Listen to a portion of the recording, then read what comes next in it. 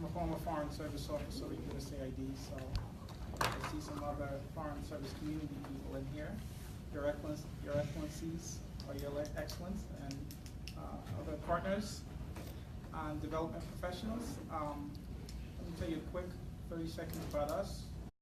Our organization is called Ultra Modus International. It's Latin for another way, for those who study Latin. Around 2010, I left, and I brought along a couple other former Foreign Service officers, and we started an organization to provide development assistance around the world. We provide development assistance in the Middle East, in Latin America, Africa, and Eastern Europe. We are very interested in Nepal very much. I've known Parachute Nepal for about, I don't know, it seems like about at least 10 years. And we host and jointly pursue opportunities to help individuals or help organizations and individuals in developing countries. With that said, I'm just going to hand it over to Smo, and he's going to continue the dialogue. Thank you. So welcome everyone for this short notice. We're just waiting for one more Ambassador, Dr. Karki, His Excellency Dr. Karki. He'll be here shortly. He's in State Department. He called me. He said he just left. So probably takes 5-10 minutes to come here. But we're going to start. So it's my pleasure to invite Ambassador, His Excellency Ambassador Scott DeLisi. He has been working with us with IDI for quite some time. And Robert, thanks for collaborating with us. And so Ambassador DeLisi will be moderating today's session. And I think is this okay to sit on this side? So people can see your face. Sit up there. Okay. I just didn't want to block the screen. Today's I don't know. It doesn't matter. I will. I'll pull back from the and table. then we have into the substance. and then today's speaker, Ramesh Adhikari. He's from USAID in Nepal. So he will be talking about federalism process in Nepal. I think it's a very burning topic. Everyone is interested. There's people in this room and some people who couldn't come. So we're going to put live on Facebook, in our Facebook, so we can let people can join us and they can see it. And without further delay, Excellency, it's all yours. And when Dr. Karki comes, he will join us. All right, and I'm not going to speak at any great length. length And at all. microphone there, so the microphone Can you hear me? works. Yes. I'll use my ambassadorial voice. I don't like microphones if I can avoid them. First of all, I would just say that I came from the State Department, it took me about 15 minutes, but I don't have diplomatic plates on my car. So Ambassador Karki may succeed in getting here in a shorter period of time, we will see. Also, very kind of you, they refer to that excellence, that's very nice. I'm an ex-excellence, I'm long retired. But being retired doesn't mean that you don't remain engaged and that you don't continue to care. And I continue to find Nepal to be a country that speaks to me as it speaks to many of the folks in this room today. And for those of us who have traveled in Nepal and spent time there, we find that the country captures us from the outset. Its beauty, its diversity, and its people. And the people are perhaps the greatest charm. But as much as the country captures us, it also frustrates us. Those of us who aspire to better things for Nepal, who hope to see the country develop and prosper and move forward effectively, always look to the issue of governance. And the issue of governance has been one on which the country has struggled. And it certainly struggled during my time there. I dealt with multiple governments. It seemed the Prime Minister was changing every other week, and trying to build that consistency and seeing that path forward was always difficult. So this is really one of the questions when we talk about federalism in Nepal. I think that we're all hoping to see something different. And when I had arrived, the monarch was gone, and the goal was we're going to build a new federal democratic republic, but no one knew precisely what that meant. So I'm hoping that Ramesh today is going to help to illuminate this for us, and I had the great pleasure to work with him as a colleague in the embassy in Nepal when I was there. He joined shortly before I left in 2012. So I think we'll turn this over to Ken, but I will just say that don't think that this isn't of interest broadly. In the hearing today, that our new ambassador designate for Nepal had before the Senate. One of the key questions that they asked him in regard to Nepal was this burning question of political stability. They were concerned about development. They were concerned about how do we rebuild Nepal after the earthquake, all of these things. But they knew that if the governance piece isn't right, if the political stability isn't there, if the structures aren't there, it would be a great challenge for us to see our investment in Nepal used effectively. So that's to frame the discussion. We've had a lot of developments in the past year, and Suman, if you would agree, I think it's time for Ramesh to offer his thoughts, and then we'll open it up for discussion. Yep. All right. Thank you, His Excellency. It's a really good coincidence. The microphone works. Sunil, can you hear me? Okay. This is a very good coincidence that I was joined the Nepal mission when DeLisi was leading. So that I have a little, I'm trying to follow your path, your vibrations. And I already mentioned you that I success to carry that the tea talk in the every morning, Monday morning. When I joined in the mission, that was the 11th July. And every Monday, DeLisi called us certain people to discuss on different issues of the Nepal. Then I thought we should think politically, act politically. Then later your departure, there is a certain background. Then I thought, okay, as a managing the political processes project in Nepal, I should take a lead. Then now I'm taking a lead, and sometimes the political people so on. So that I'm trying to follow your path. Good. It's a really good coincidence you are here. I'm honored to have you follow me. And then Sumanji, Parasji, thanks a lot to really provided me such wonderful opportunity to interact with this very valuable persons here. Though I'm working with the USAID Nepal, managing a couple of projects on the political processes, political party elections and the parliament, as well as the local governance. But what I'm sharing some of my experience on the federalization and decentralization in the Nepal, working Nepal since last 2.5 decades. What I try to set the agenda, the today discussions will be my own personal view, I thought. I mean, it doesn't mean that the USAID is really, that's the official statement. So that I'm trying to discuss 4 or 5 agenda today, because you all people are really might be aware about the little bit Nepal, some of the detail in Nepal. I got opportunity to meet the 2 colleagues. They are joining in the Nepal in October, and we're working together. And recently, DGO and the Polycon is co-locate. Even we are working in the more or less in the next cubicle, so that our collaboration will be much effective. So that I'm not going to that much detail about the Nepal and this process, but when I set the agenda, maybe later on we can discuss more on that. Okay, His Excellency DeLisi already mentioned is that Nepal signed this diversification. That is the beauty of the Nepal. How really, why the Nepal convert into the federalism from the unitary system, because of the Nepal's the diversification. Then I'll talk about what are the logic behind that when the Nepal shift into federalism from the unitary. Then evolution would be interesting, for this mass. Then we had a very free, fair, credible and inclusive election 2017.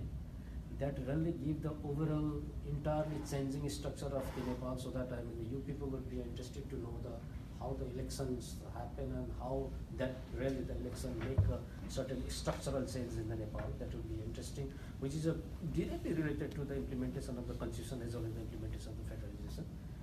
Then the important part to implement federalization and the new structure to make it sustains the resources is one of the very much important part.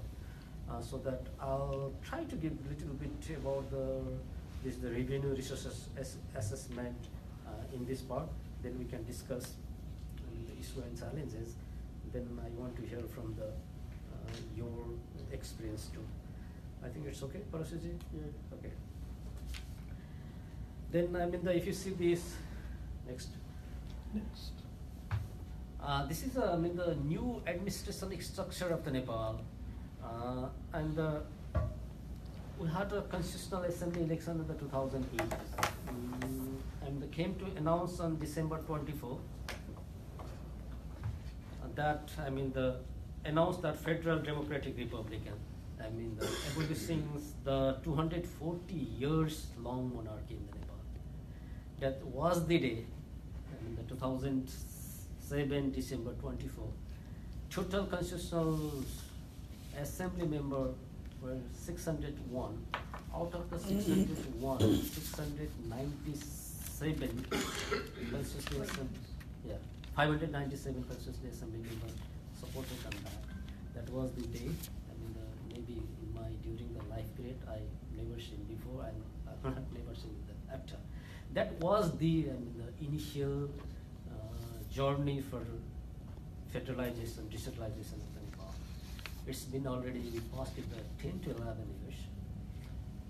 If you compare this, the 10 to 11 years, a decade to other international practice, the time is really, sometimes being a Nepali, sometimes we are really frustrated, sometimes we are really excited, the confusion are there. The clear path is not, still we can't see a clear path, but some hope is there.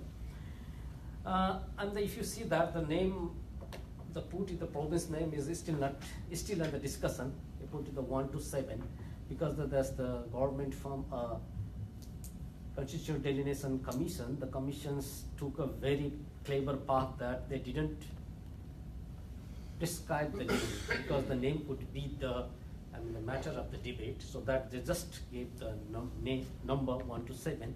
Recently, only one province, that's the 6th number province, they fixed their name as per the constitution. So 2/3 of the provincial parliament agreed on the name. They give the Karnali. The remaining 6 provinces are trying to select their name. And it's not only the name, even the headquarter also. Now the government is fixed the temporary headquarter, not permanent at all.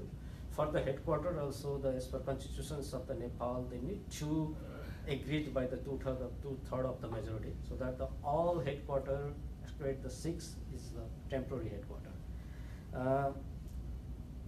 On the provincial level, we had a provincial election in November and December 2017. I would say the recently it's just been passed the 6 or 7 months. Next. Next. Okay. If you see this map, this is a very interesting map. It's very, if you see the mix of the different color, that shows that the Nepal population is made of a complex mosaic of the different ethnic, caste, and religious identity. According to the last census, it was done in 2011. There are 123 caste and ethnic groups in Nepal speaking 125 different languages.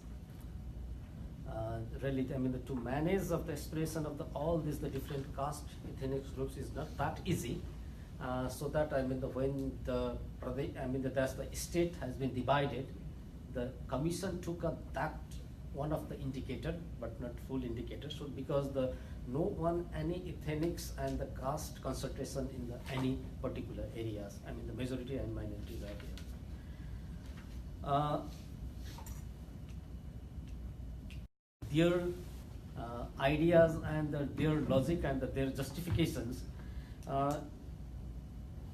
generally is popularly known is that 2006 it was summer revolutions. And after the 10 years of the people war and the 2006 and 7, there is a certain negotiation as per the 12-point comprehensive peace accord. The 240 years monarchy was abolished in the 5th amendment of the interim constitution of the 2007. As I already mentioned is that And the federalization, and after that, federalization is a prominent feature for the new Nepal. I think for the Nepal, still there is a very new practice. As you might aware that, I mean, only the 27 and the 28 different country has been practicing in the federal, the forms of the politics, including the United States. So that this is a very new for Nepal also. The Nepal had been practicing the unitary forms of the governance since last.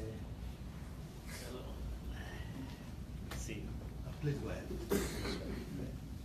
Continue. Excellent. Okay. কথা বলো না? এই তো কথা।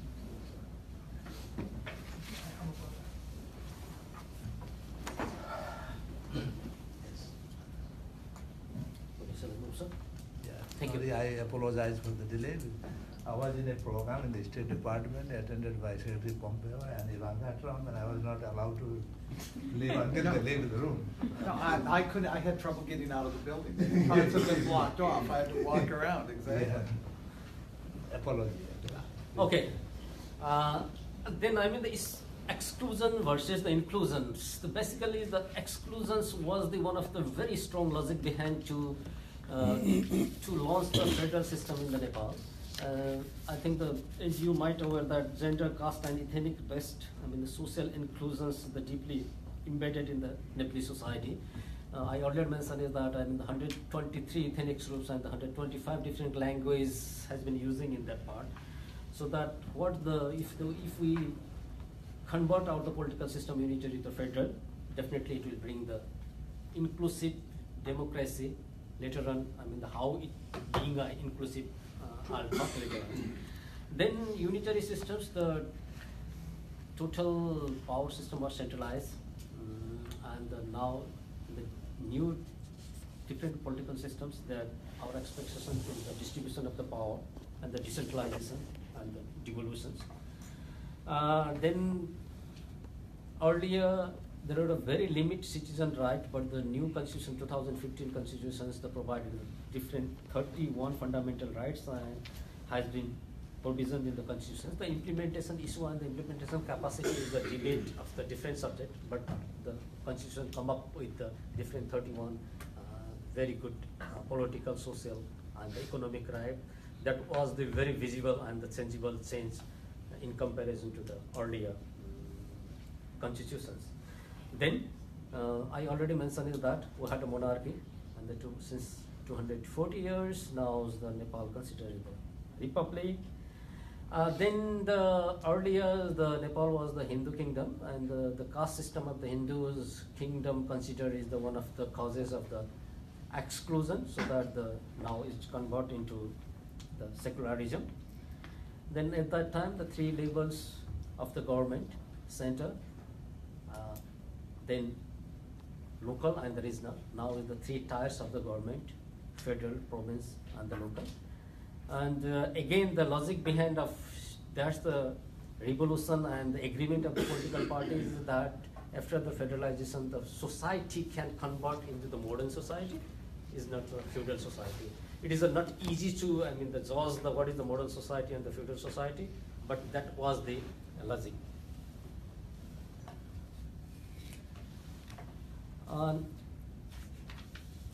This is the three tiers of our government system. The 3C is a federalism is a quite popular nowadays when you're talking about the constitutional implementation process, federalization implementation process, cooperative and based on the principle of the 3C. There's the coexistence, cooperation and coordination. It means that all tiers of the government, federal, province and the local government, are equally autonomous and the self-ruled.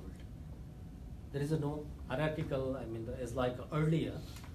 And they also should have a respect for each other, and they should have accountable to the people and to the constitutions. These are the three principles of the constitution of Nepal.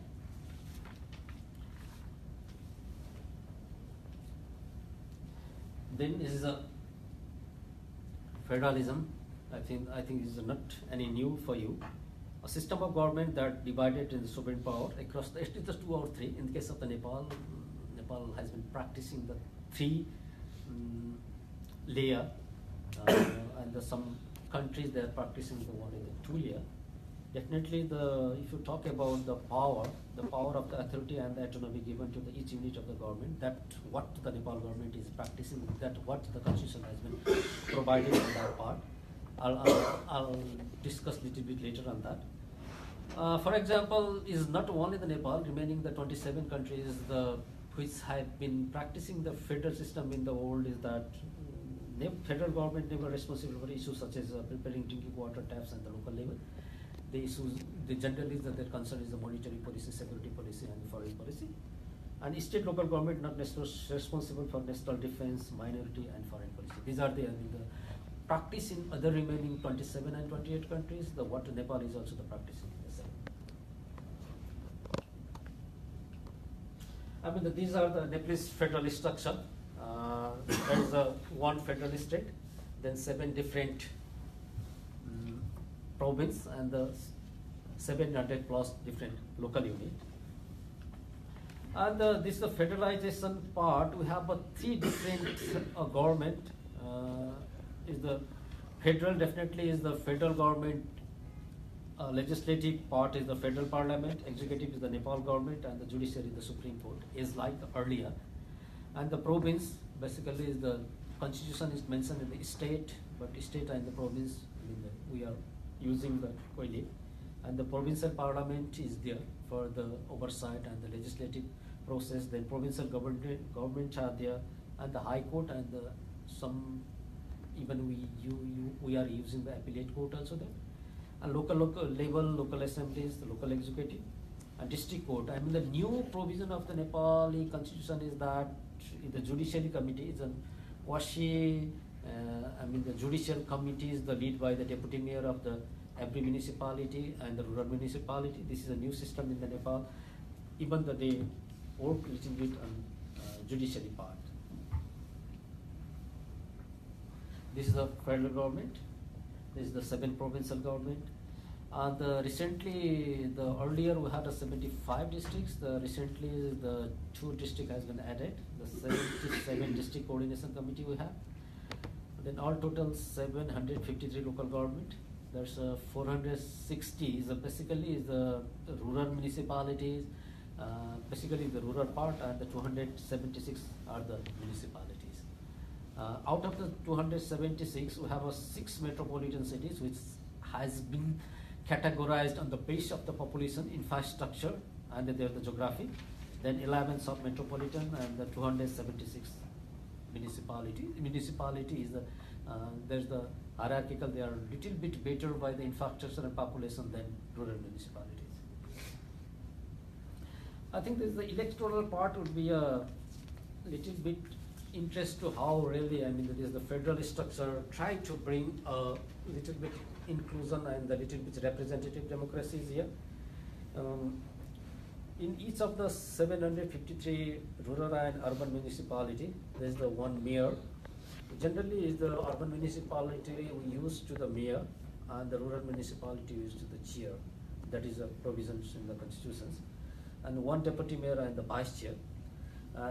Interesting part is that how really the constitution trying to bring different sex and ethnic representation in the decision making is that, so that the constitution clearly mentioned that one deputy mayor or mayor should be male and female. Then in each of the 6,743 ward is the lower unit of the governance, divided into the municipality and urban municipality. Even though there's the one chairperson and the one female ward committee member should be there.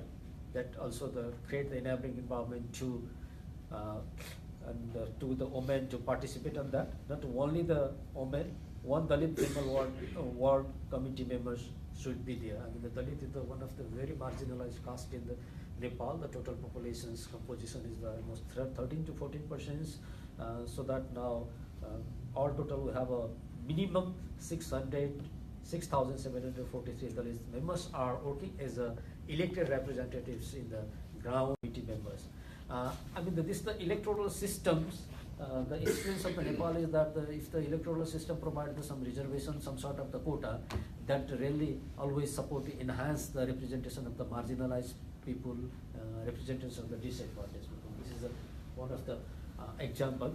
Then we had an indirect election system also, and even the indirect election systems, they're trying to bring the voiceless people in that decision-making process to the executive body of each rural assembly, 4 female members from among themselves.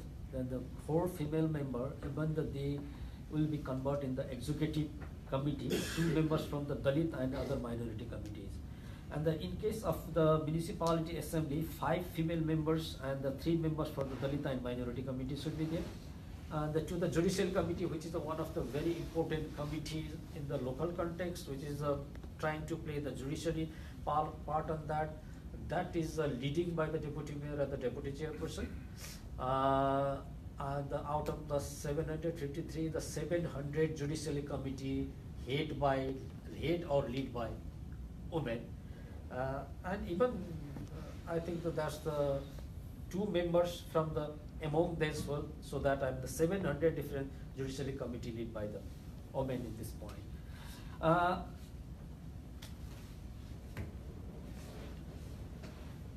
And then this is a year of the election 2017.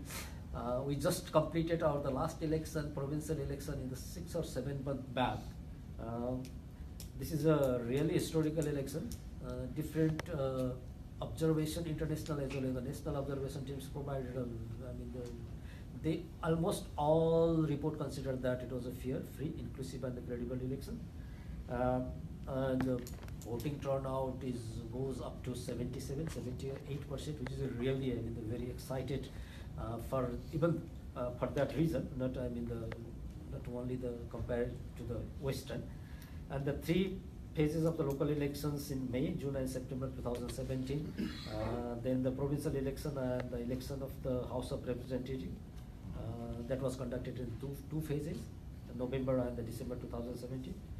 And later we have a National Assembly also, the total member of the 59. With the 15 out of the 59, 56 they come in 8 from each state, and the 3 nominated by president.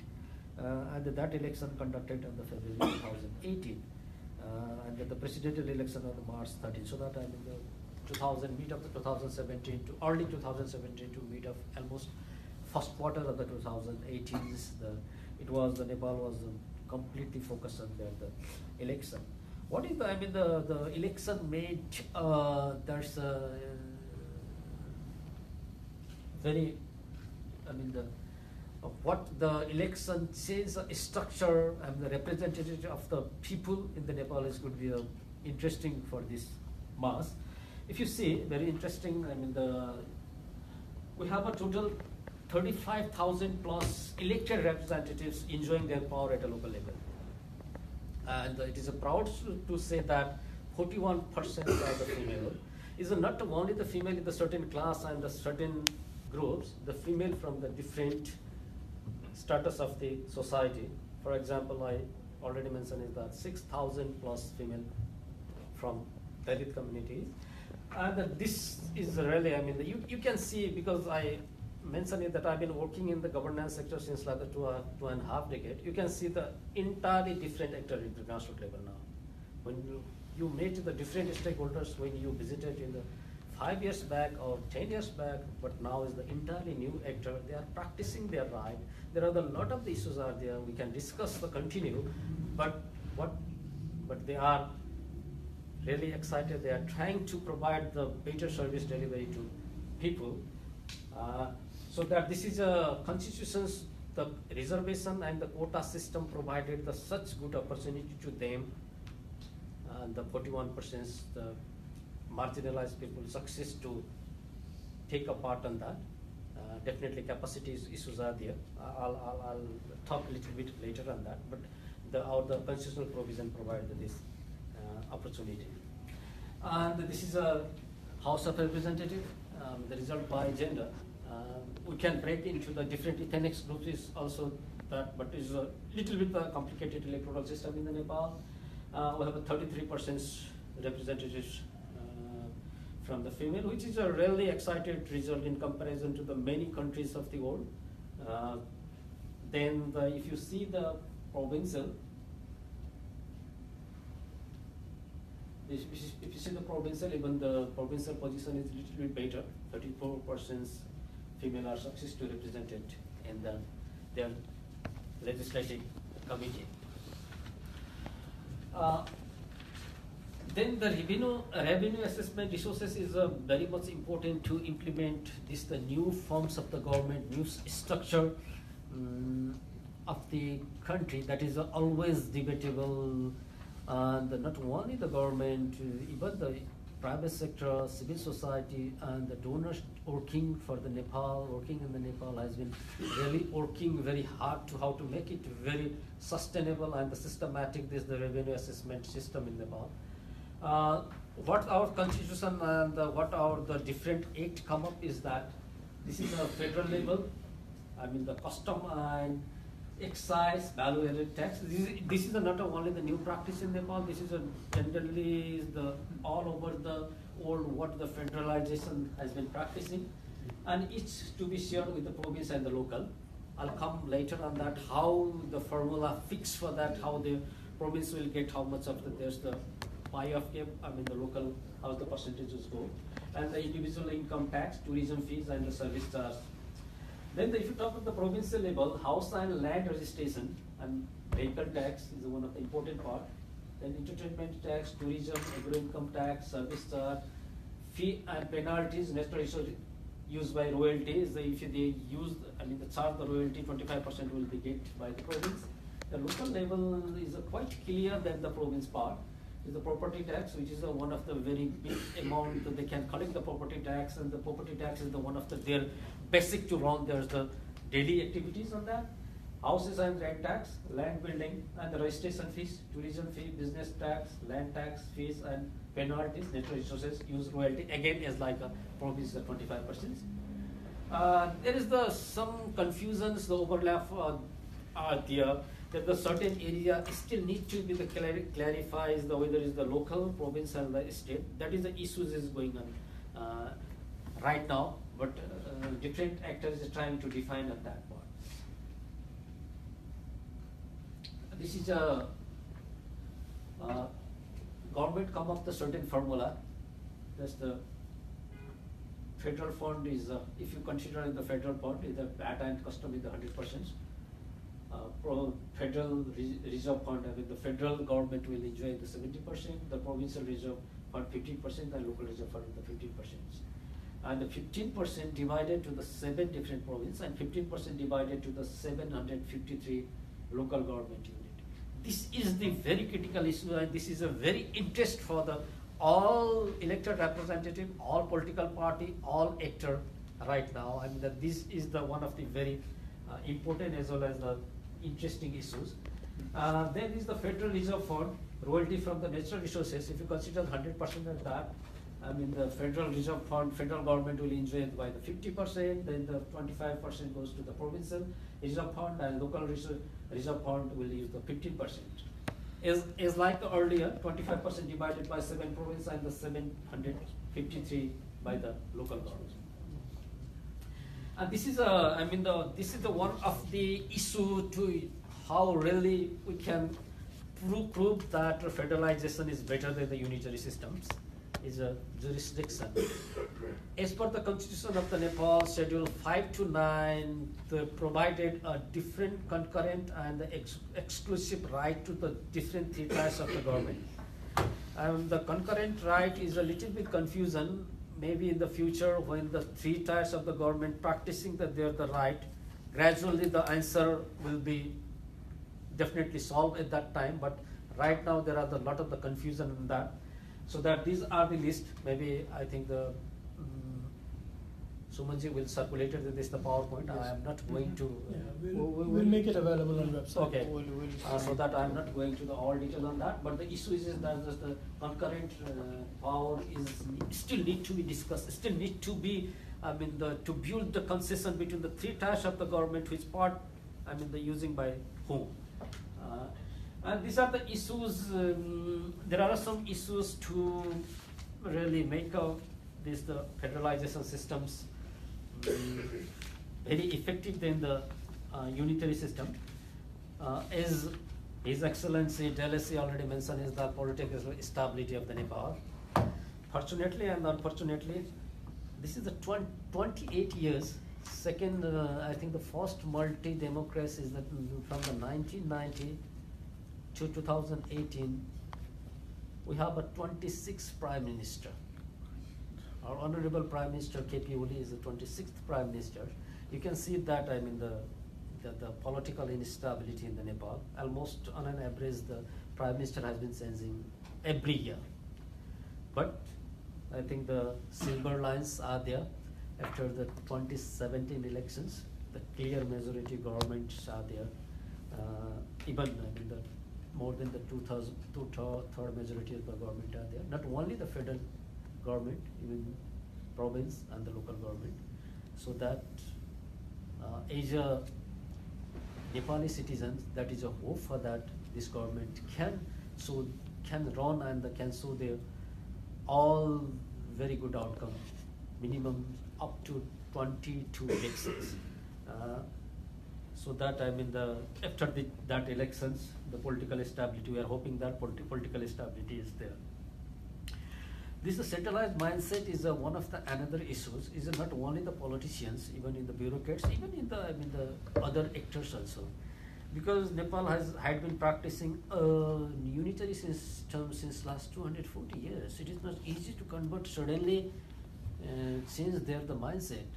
And if you talk about the decentralization and the devolutions, people and the institutions always think that, okay, decentralization and devolution up to me. And I need to certain power and authority from my upper layer, but generally I don't want to provide my authority to the lower layer. So that bureaucrat, the centralized mindset of the bureaucrats as well as the politicians, we can see sometimes is the very visible, tangible when you see the action of the bureaucrats and the politicians. That are the another important issues. I think that will solve when you're practicing these systems in the certain couple of the year. Then the restructuring the state, adjusting human resources and enhancing. That is adjusting the human resources is another very important issue. Is that even the government of the Nepal trying to transfer a couple of the times there's the regular cadre. They don't want to. They are not very much willingness to go to the work in the local level. There are certain issues, and the government have come up with a very clear roadmap now. They are trying to provide it. Human resource is the local level, because the local level is really suffering insufficient human resource right now. Not only the local, even the provincial level. Most of the bureaucrats has been working in the center level. The new report come up with recommendation is that we need a 25,000 new employee to run all 753 local and the 7 states smoothly. That's one of the issue.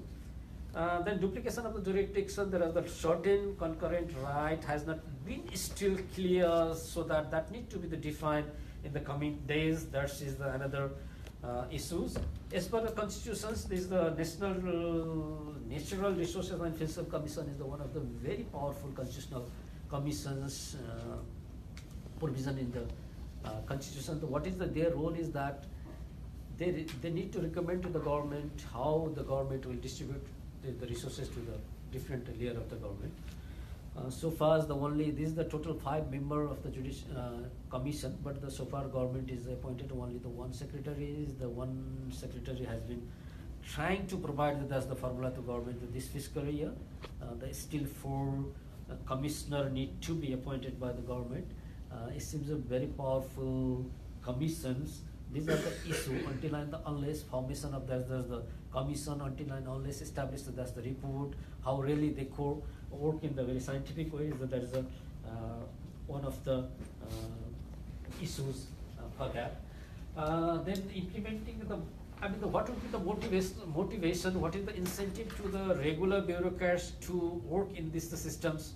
That is another issue. When we personally and institutional wise, we talk with the regular bureaucrats of the countries, we can really, we can sense that of just the feeling. Whatever, at a people level, whatever forms of the government, that is, doesn't matter a lot until and unless really that forms of the government, that new structure will make a difference of the service delivery. Whether any government succeeds to bring their service to the door point is very much important.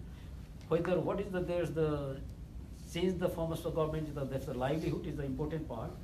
So far, there is no any visible and tangible changes of the service delivery into the people, but the important part is that hopes are there. 4 or 5 months, the Asia Foundation conducted a very scientific research perception survey in Nepal, and the 90% people are really hoping that the new structure will provide a good service delivery to them. So that hope are there, silver lines are there, but so far there is no any tangible and visible justification, evidence. Really, the new system is improving the service delivery at a grassroots level. We have been practicing the unitary systems 240 years, so that we need to develop the system in all tiers of the government. This is not easy task because we don't have experience to work on the federalization. So that this is a very challenging part. The good part is that different development partners is trying to support of the government, bring the experience of the regional as well as the international. The government is trying to do on that. And the fiscal relation is very much important to make a sustain of the federalization, so that the local province and the federal government fiscal relation is one of the issues that need to be defined in the coming days on the basis of the experience. And the geopolitics, last but not least, the geopolitics is the reality of the country. Fortunately, we are in between of the very giant China and India. We have a market. If you really can use that as the comparative advantage, it depends upon the leadership qualities. Recently, our Honorable Prime Minister visited to the India and the China. Seems that's the balanced relationships will moving forward. Both of the countries are ready to work with the Nepal. For the betterment of the Nepali as well as to implement in the federalized system in the future. These are the major issues. And I like this, the poster. What is the real situation of this Nepal is that there's the certain debate between the province and the federal government. And the federal government always asks that, what is your capacity to run the government? Because federal government is still think that we are the state, we are the institutions. Why should we provided our power to them? And provincial governments say that where is the transfer of the resources? Always provincial government is looking for the resources, always demanding that resources from the federal. And if you see the province and local, more or less, the same situation. When will we get the chance to start the working?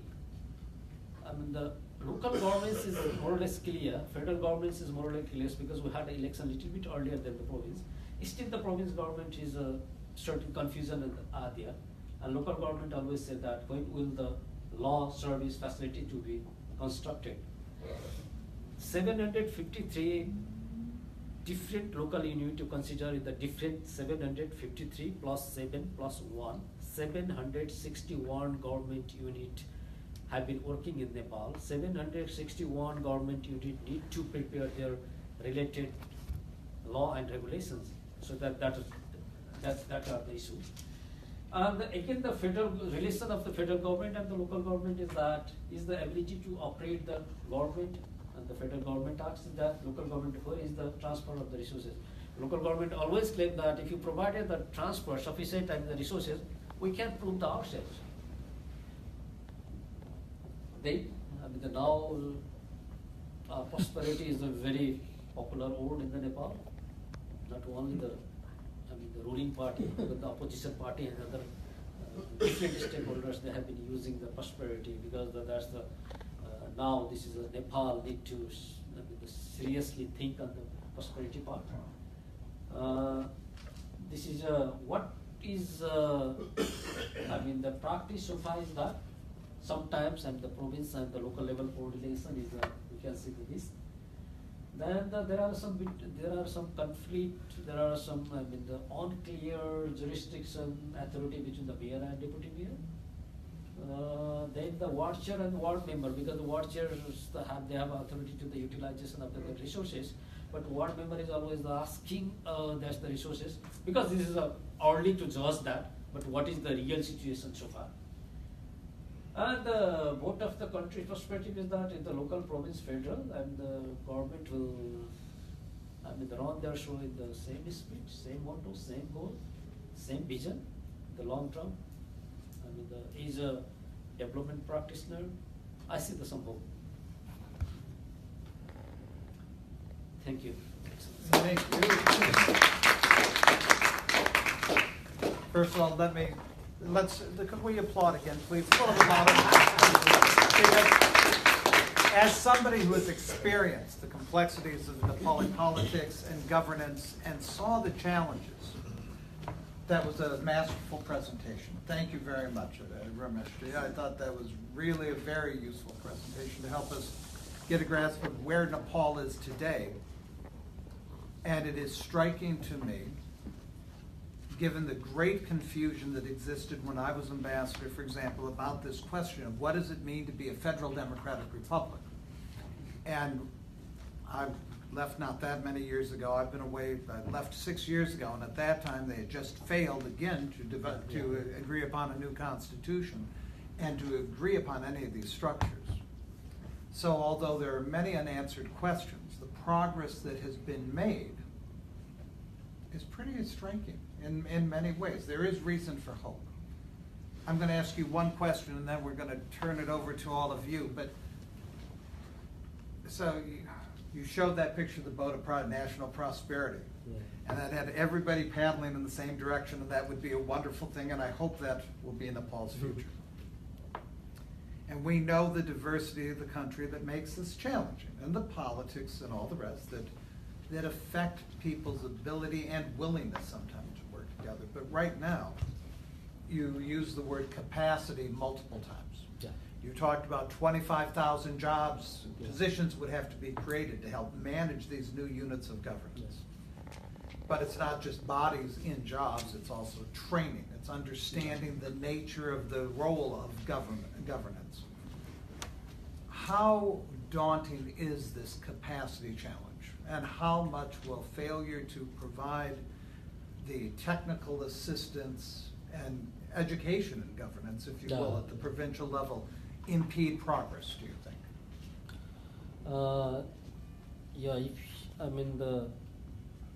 The main issue of right now we have facing is the capacity. Is not only the elected representative capacity, even the capacity of bureaucrats also. The interests are there. Even from ESA, working with the USAID, managing the political processes. What is that? Even after the election, we have been providing the number of the different capacity building activities to them. We organize the different training, workshops, seminar. Interests are there. Really, people want to learn some things. And if I remember that we had a first local election in the 90s, first multi-party systems. Even I worked for the UNDP, the situation was more or less same. In the first election of the 90s, the capacity of the elected representatives are more or less similar to now. But now the people awareness and the political awareness has been really increasing in comparison to that time. But personally, what I hope is that really government can utilize the capacity, utilize the resources from the development partner, resources from the civil society.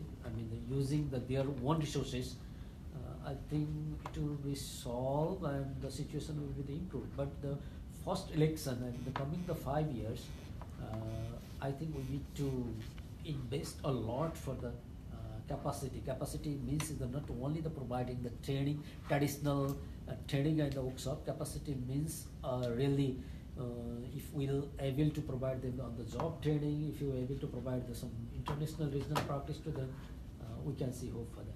And are your international partners actively engaged in helping build capacity and allowing it to be done in a Nepali context, or are they saying this is how you should do it? Yeah, international partners, I've been preparing a very common project, for example, sub-national local governance project are there.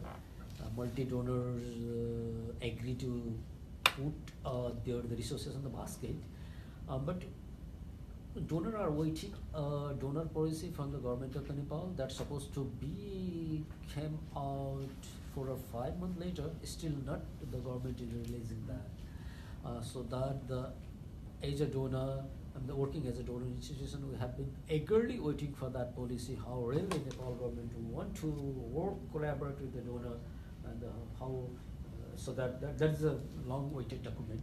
Hope government will publish that. We'll see it soon. What about, let's open it up. I'm sure there are a lot of questions here. I don't know, I think we've got a lot of different areas of interest too around the table, so who'd like? Yes, ma'am. Thank you, Ramesh sir, for your presentation. I have actually two questions. You talked about a human resource deficiency can be one of the main hurdle for federalism.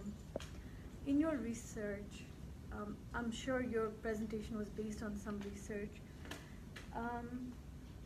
Is government trying to do anything about bringing the youths that have been moved away from the country to bring them back and sustain the human resource deficiency in the country? That's my one question. And my another question is, you talked about capacity building in different areas or say provinces. Can you tell me what was the age group that you guys trained for? Were there any youth participation at all or no? Yes, that is a very serious and important question.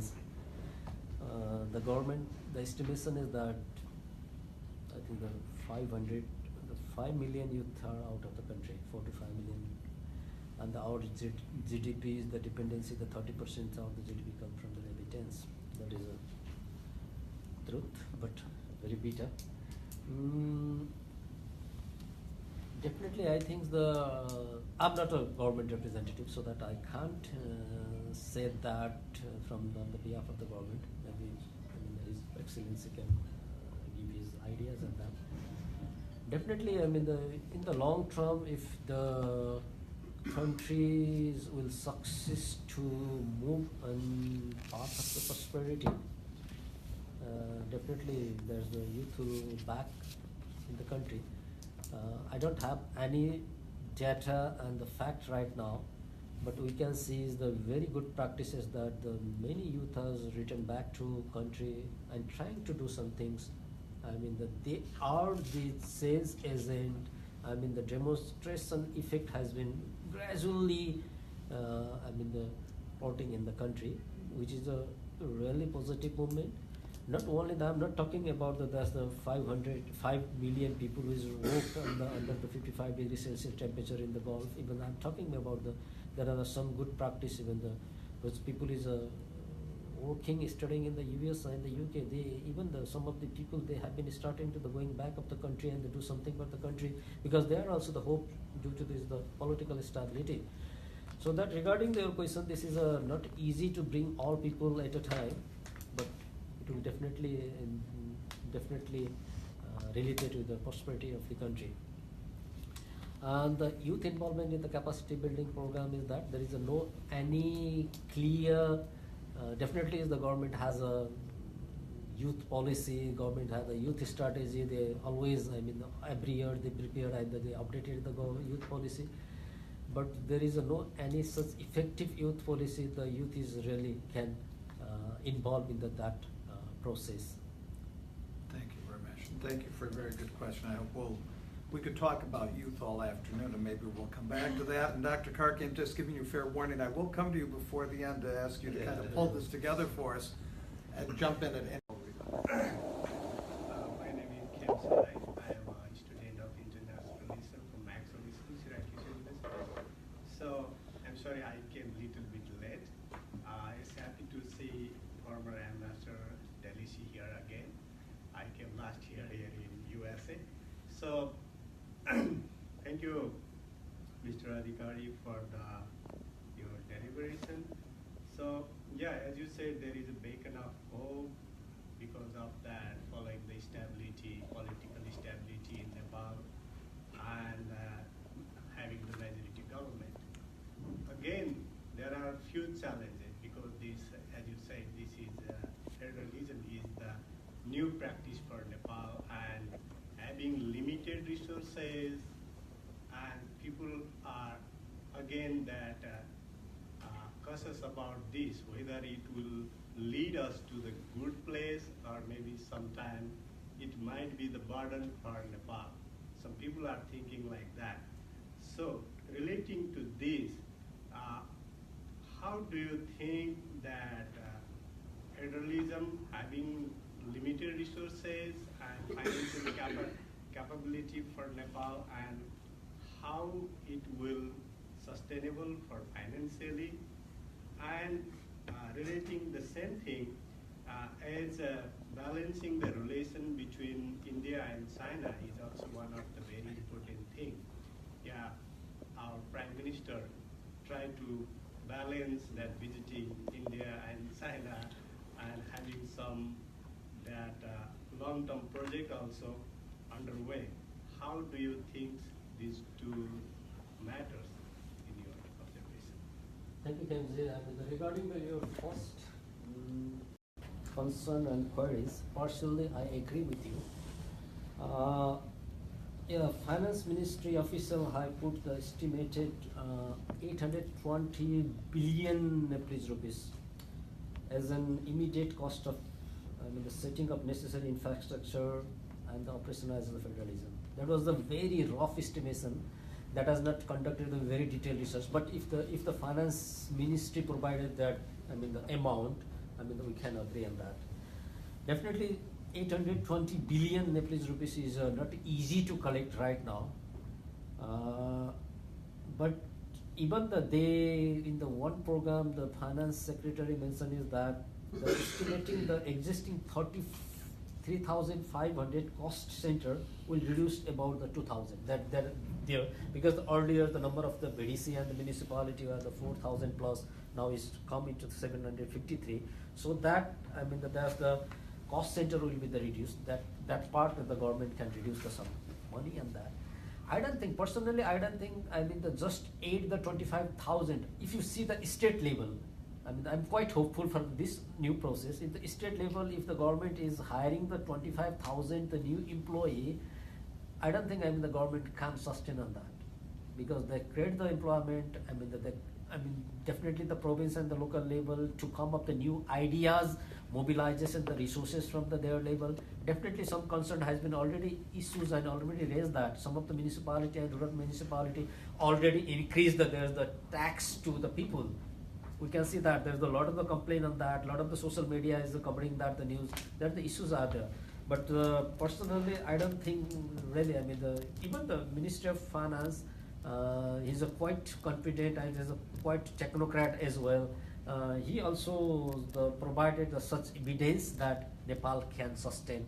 The Nepal can move on this part. This part definitely is as a government, as a prime ministers, they need to play a very crucial and the very smart play on that, how really they can use the external resources, not only the China or the India, as well as the other the Western actors, because the Western actors is also very much important in they have been supporting to the Nepal since last 55, not 70 years, because the last year we celebrate 70 years. 70 years. My father and mother, they used to work for the USAID project, and that was the 53-54 Tribhuvan Gram Vikas. now I'm working for the USAID, and it's a good coincidence that my 3 kids are there studying here. That is, our relation between Nepal and America. That partnership is even older than I am, which says. Yeah, really old. Absolutely. Okay, so that that is definitely regarding your second questions is that just we can't predict what will be the geopolitics of that part is that, but personally what I hope is that now agenda of the India-China is the just economic development, because the foreign agenda and foreign relation has been changed a lot. It's not as the earlier. So the Nepal could be a competitive. Nepal has the strategic point. Nepal could be a very strategic point to make bridging the Nepal, India and the China. Let's see. I don't know. I'm hoping that still the life. I can see that there's the railway from China to India. Otherwise, Khemji you can see definitely. If you bring that bridge between the China and the Nepal, I think the future is. We need to hope on that part. Thank you, Ramesh. And I would just add, when you talk about India and China, too often I think many Nepalis spend their time worried about India and China and not thinking about what is in Nepal's strategic interest. I think that's an excellent point. I saw some hand over here. Hi, thank you, Adhikari, for your presentation. I think it's a very good deep dive into the new federalist system.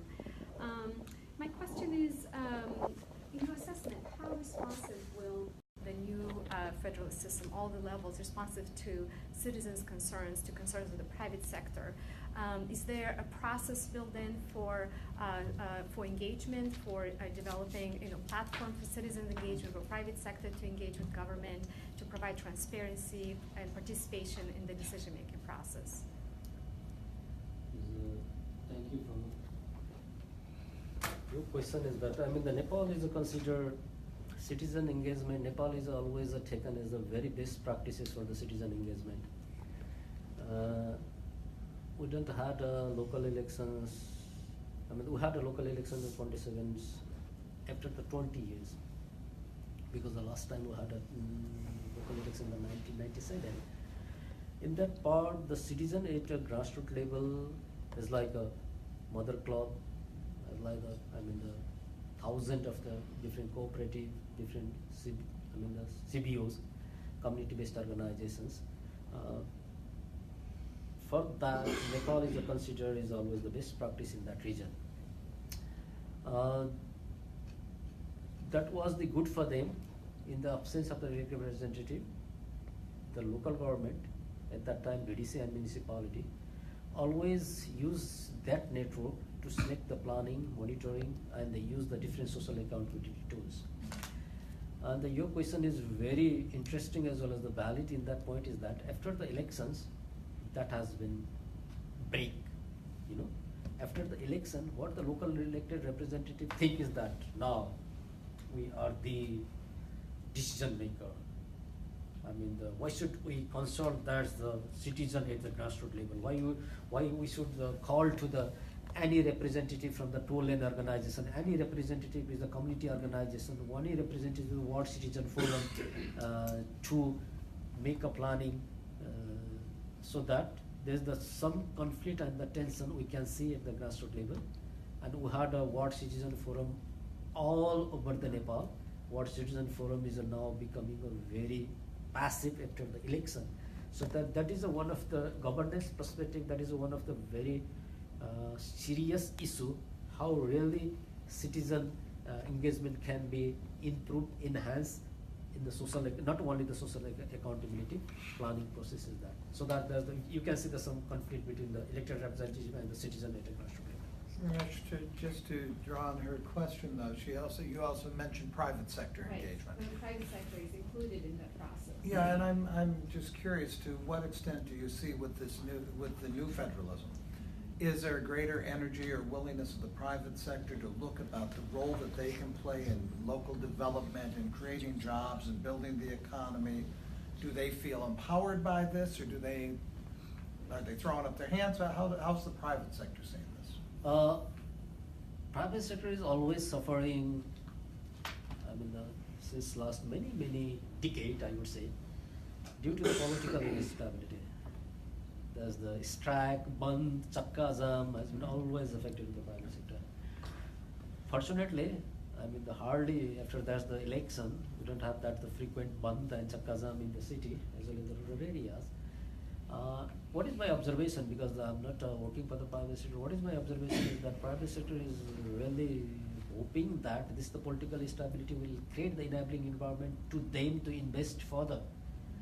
And the interesting part is that I am reviewing some achievement and outcome of the Honorable Prime Minister visit to the China 2 week back. I mean, the couple of the Chinese private sector also they agree to sign in the Nepali private sector. That applies to even the India also. So that due to the political, the stability, that creates a very good hope to the private sector. But as you might be aware, is that the overall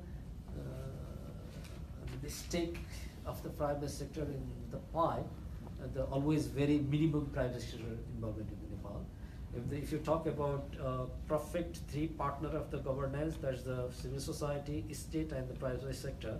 If you see that the state pie is always bigger, private sector is somewhere here very small, and civil society is also very small. But hope is there. Please.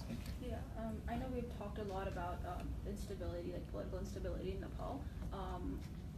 I feel like people in Nepal are prosperous in general. Like it would be, despite the fact that it's a developing third world country, people are pretty prosperous. But due to lack of political stability, a lot of private sector isn't growing well. So how would you suggest, like, do you think there is hope for political stability, or no, or like what could we do, like future processes? We should. There is no way, because our government is run by more than 2/3 of the majority. Two major, the first major political party and the third major political party has been merged. So now that they have entirely majority in not only the federal, even the province and the local level.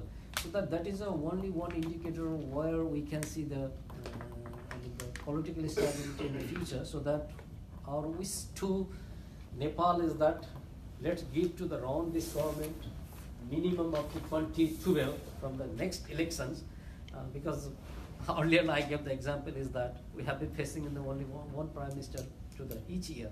So that our pray for that, our wish for that. Personally, I'm hopeful. Now I understand we're getting some online questions as well, so let's turn to a couple of our online viewers and see what they're asking. I have two questions from online. The first is about TPS. So whether both of you, any one of you can. Okay, so it's like. No, okay, yeah, it does. I will read the question. What role you anticipate 10,000 people that are expected to return to Nepal and contribute to Nepal's economy? What are the entry points for TPS holder that have lived in the US for this many years? Including people like myself, I'm a TPS holder and I'm returning to Nepal soon. So what entry points are there within the federal structure in places for Nepal for people like me who bring expertise from outside? I think that this question for His Excellency. This is not federalism. I combine both the questions together, so it's like. Another question. Ramesh, why don't take a grab? What would you think, as a citizen of Nepal, looking at as this unfolds and looking at the opportunities that may be there? What do you see? And it's consistent with the question that was asked about young people. How do you bring young people back in any event? So as people come back to Nepal, what are the opportunities going to be for them under the new system, do you think? I think again, because I've been using a number of the times that's the political stability as well as the prosperity of the country. I don't think that the government can bring such people at a time. If the government, Nepal is really can success to little hope for them. Gradually they can find out the scope. Gradually they can be returned.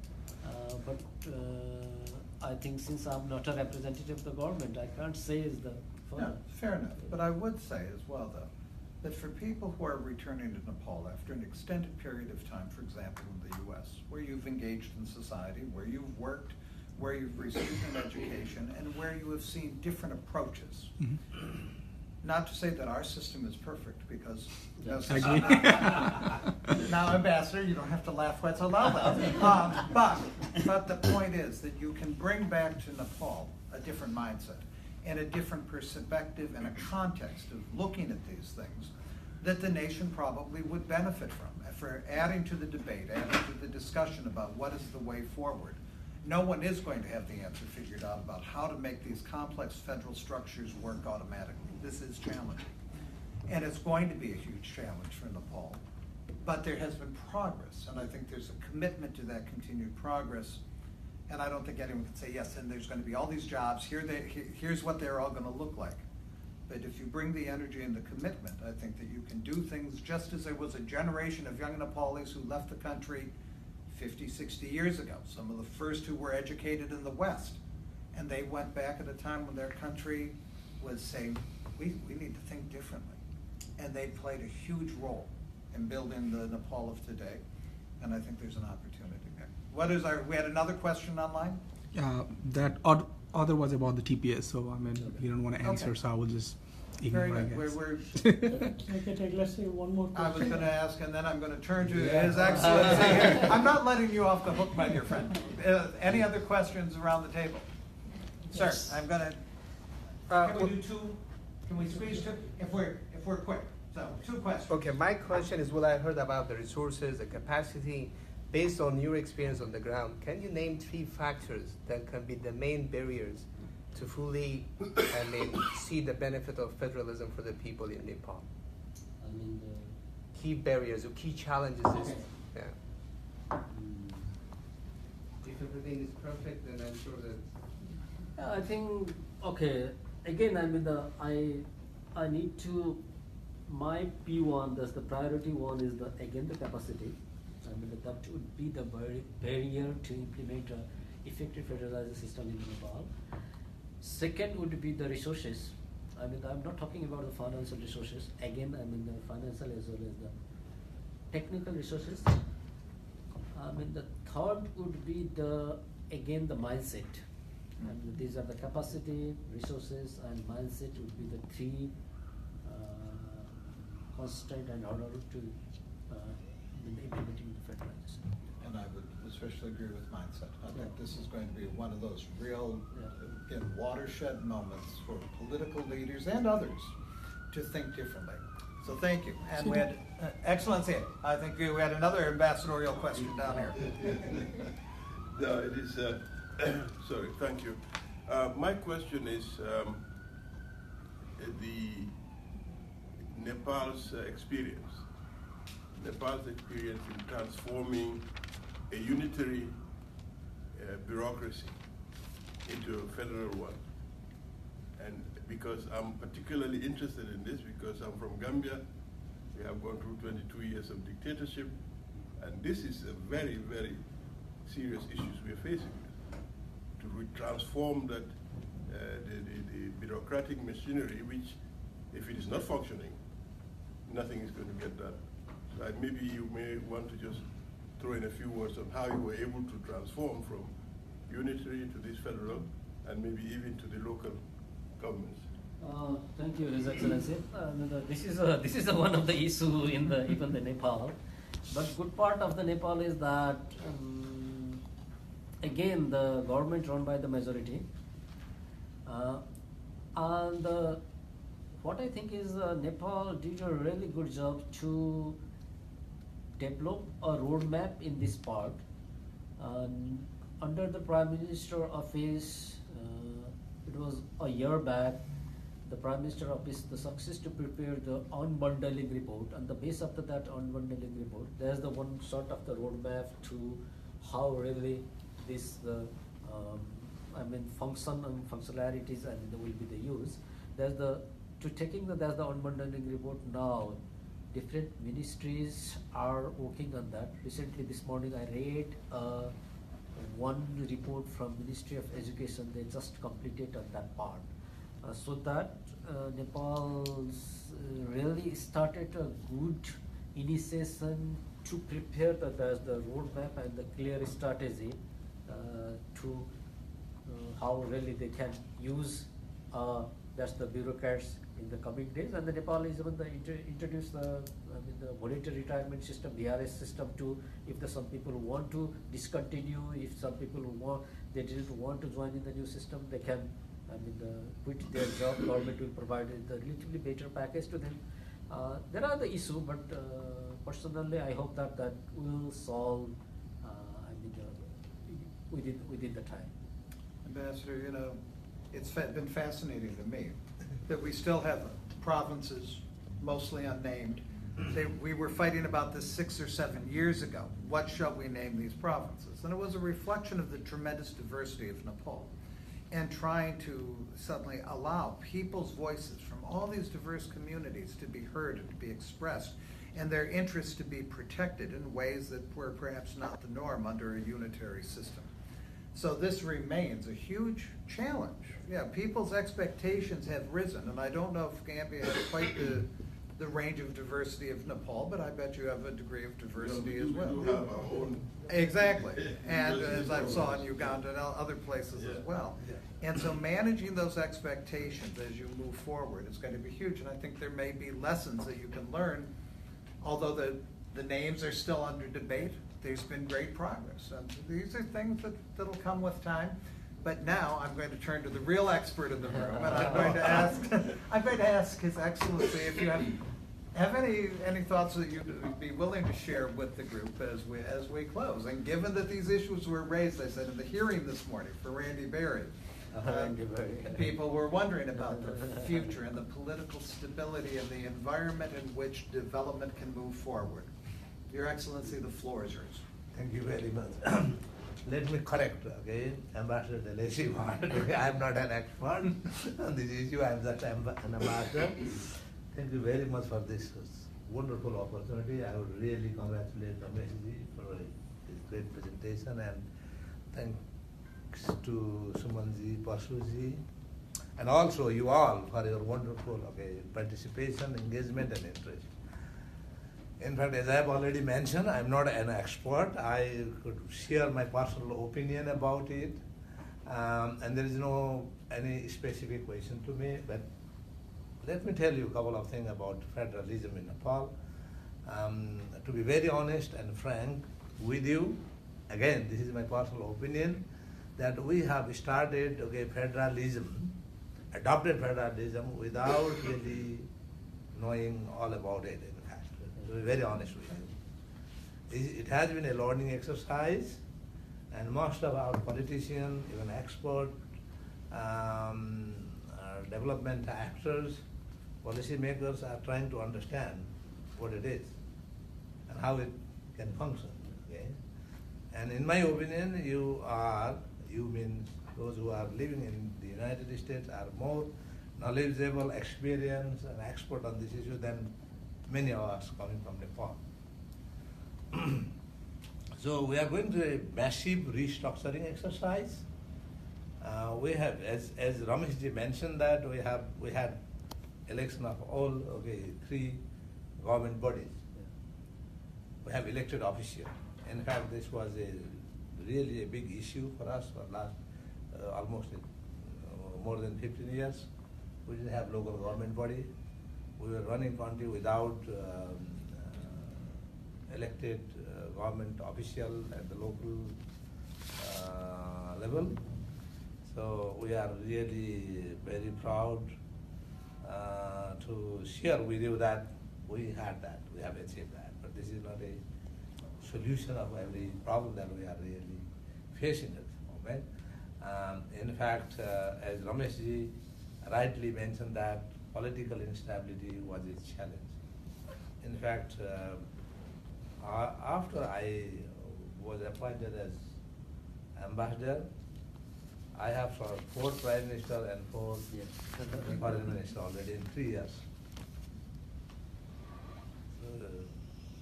This can tell you that what kind of political situation we are really going through. We had 54 government in 74 years.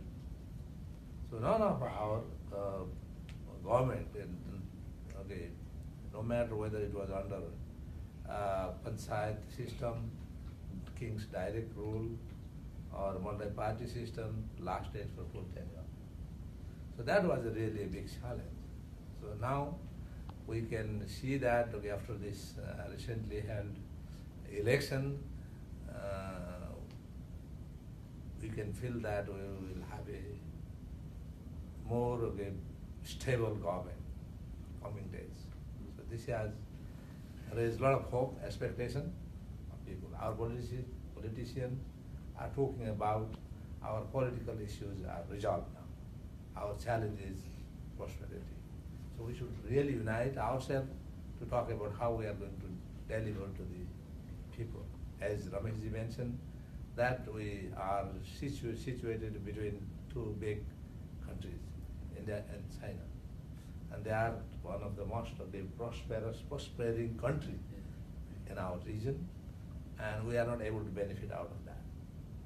So our Prime Minister is making an effort to really understand, by visiting these two countries, how we can really take advantage of that. We are not really talking about how we can really maintain a balanced relationship. This is the issue that politicians and political analysts are talking about. We are not really much concerned about how to balance one against another, because we are a sovereign country. We are concerned about our issue, not about, we don't want to really use one against another, because we don't have that capacity to, even if we want to do that. So this is basically, to me, non-issue, but people use that to really defame, discredit their political rival.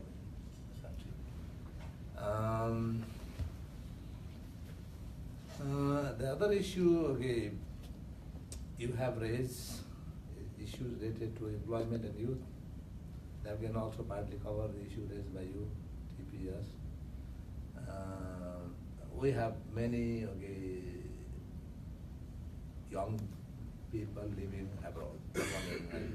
We have a specific status here in this country due to our earthquake, and then U.S. government was very generous to provide that special facility for us. And I had conversation with government right after I arrived as appointed ambassador in this country. I had, in fact, on my very first day, I was able to see Secretary Karki. So he was very sympathetic and positive about it. Within a week, I had opportunity to speak to President Obama. He was very sympathetic. So we were able to get it.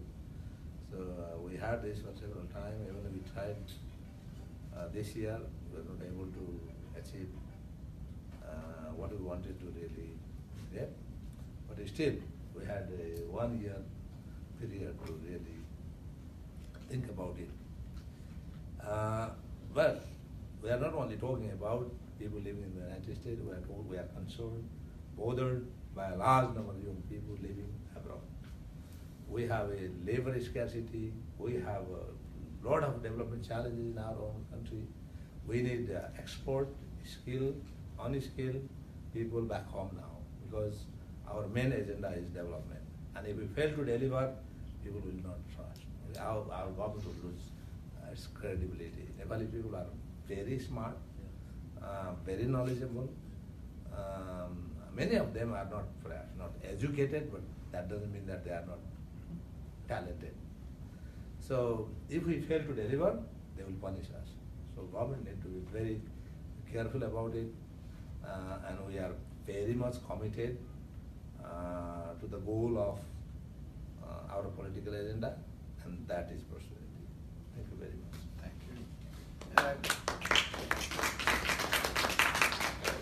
Excellency, I know the burden of being called an expert. That people think ambassadors are, and we seldom are. We know a little bit about a lot of things, but your thoughts and perspective are always welcome, and I thought that was a very thoughtful presentation. Thank you for that. You know, in America, we're often very impatient. We want to see things done right now. And we're often very quick to identify the problems that stand in the way of achieving a goal. We don't often stop, though, to always appreciate the successes and the progress that has been made. There are real challenges that lie ahead for Nepal, and there are real challenges that remain in the federal structure and in making it a viable system of governance.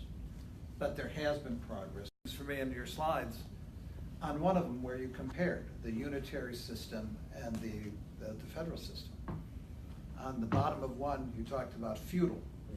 And on the other, you talked about modern. I'm not sure if everybody would say feudal and modern, but in Nepal, we really did have a history where for the average citizen, under a unitary system, where so much was centralized and controlled, they didn't hear their voice. Their voices weren't heard. They didn't see their role in engaging governance. They didn't see their role in building a future. And now they're learning. Now they're learning what a vote means and the power behind it. But that is a learning process. And it's about education. And it's about civic engagement. And that takes time to build this. But I think there's a real commitment on the part of many to build that future in Nepal. I hope there's that sort of commitment around this table, because Nepal's future and its success will depend on people who care about the country being willing to remain engaged in these discussions about how do we build the future we hope for Nepal. I hope that you'll all remain engaged. I thought that this was an excellent presentation, Ramesh. Thank you so very much. And thank you to all of you for being here, and Your Excellency, thank you. I just want to thank His Excellencies, Ramesh, and everyone for coming here. So we organize these talk programs time to time. So this year Nepal, next month we're going to do on Afghanistan. So stay tuned. You guys in my mailing list you'll be getting.